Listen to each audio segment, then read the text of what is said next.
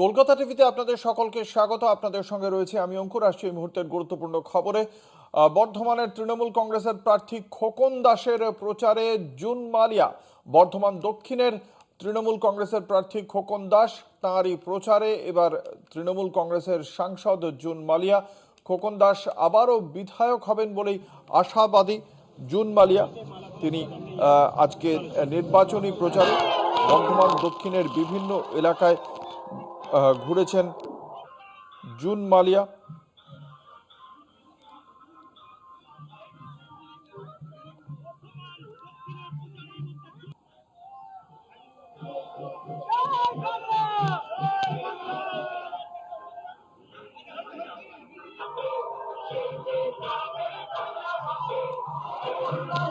বর্ধমান দক্ষিণ কেন্দ্র